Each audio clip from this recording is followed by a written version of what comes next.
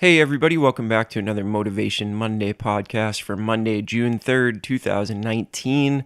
Hope you had a great weekend and hope you're ready to get the week started off on the right foot. Grab a little inspiration and get down to work like we do every Monday. Now, you notice we did not put out an episode last week. It was a holiday here in the United States, Memorial Day, so we decided to just take the week off and rest and relax and get ready for the next one. So here we are back with another episode. And this week I wanted to talk about a book that I really enjoyed and I truly believe has kind of already changed my life when it comes to being a musician and getting things done even outside of the musical world. And this book is called Deep Work by the author Cal Newport. And very, very striking examples of ways to get into your work at a much deeper level than maybe we previously have or that we're used to. I think a lot of us are really used to working on a shallow level. And we're going to do a couple of episodes on this book with a couple of the different points that he makes. And we're going to start off by talking about distraction, because we really do live in a very, very distracted world these days. We constantly have so many things coming at us because of our constant connectivity that it truly makes deep work really hard to accomplish because we're constantly distracted by something. So I've got a suggestion for you this week that you can really just go ahead and use right away. So I have noticed that my practice time is actually very distracted. And I really only knew that after listening to this book on Audible, that I was really doing a lot of things that were preventing me from getting into a deep work state of mind and really delving into the deeper issues that need to be fixed or improved upon to improve my playing as a whole. And what I realized is that we're getting notified by so many things, and every time one of these notifications comes in, or the phone rings, or an email comes in, or something like that, something that has to do with the internet or your phone or hearing from other people, as soon as one of these things comes in and you notice them. Now, here's the thing about this is that you don't actually have to read the email that just came in to be distracted by it. The simple fact that a notification did come in and you know that it came in immediately breaks your concentration. And it's actually very, very difficult to get back to where you were. And in fact, you're wasting a bunch of time just trying to settle back into that deep space that you were in when that notification distracted you. So I came up with a little bit of a strategy here, and it's been working really, really well for me over the past couple of weeks. And I can already feel some of these concepts that I feel like I've been kind of banging my head against the wall on and really not getting any better have really started to improve at a very, very high level since I've put this system into practice for myself. So what I will do is I will leave any electronic devices where I can possibly be reached in a different room than I'm in. And I will turn off the notifications so that I cannot hear the phone ringing.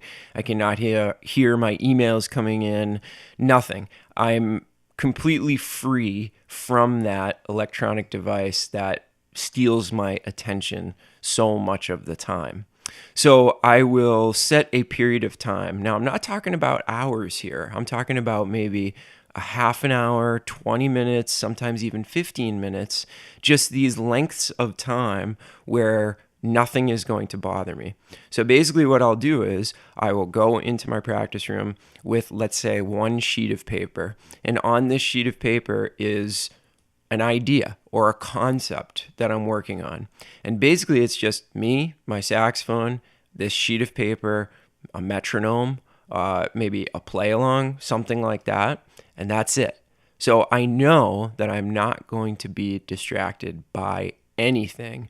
And I will have, at a minimum, 15 minutes of deep work that I can get done. And you would be amazed at how fast your brain can settle into this state of deep thinking and deep learning when it is not distracted. And I think that's the thing. Sometimes we go with the best intentions of, I'm really going to get this done. I'm going to think really, really hard about it. And then 5 minutes into our routine, guess what? An email pops in, or something like that. A phone call comes through, a text message. And then all of a sudden, our concentration is ruined and we've got to start over. And by the time we're done starting over 5, 6, 7 times, we basically have just completely ruined that period of time that we set for ourselves to practice. So I want you to think about this. I want you to become a minimalist in terms of what you need when you practice.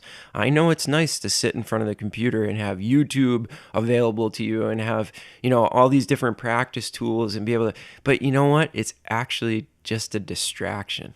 What you should do is pick one single concept. Think about a period of time that you can handle practicing it without any unbroken concentration whatsoever, and then get to it.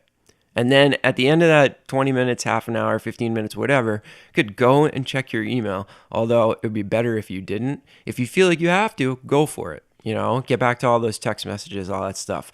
But commit to, at a minimum, 15 minutes without any of your devices, where it's just you and your instrument and you are thinking really, really deeply on a topic. And I guarantee you will start to see results from this. Now, the other thing that happens when we do this is we actually realize how much we rely on our phone and checking our email and all that kind of stuff. You might be thinking, oh, this doesn't really apply to me. I'm not that bad. I don't check my email. I don't do all that.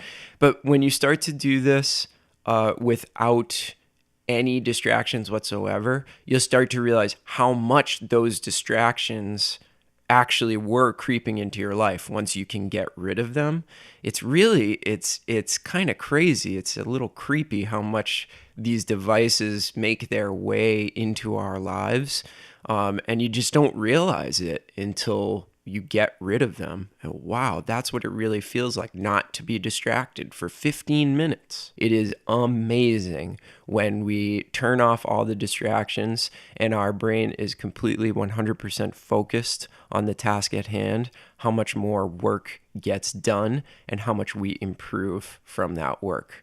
So I'm going to do a couple of different episodes with different points from this book over the next couple of weeks.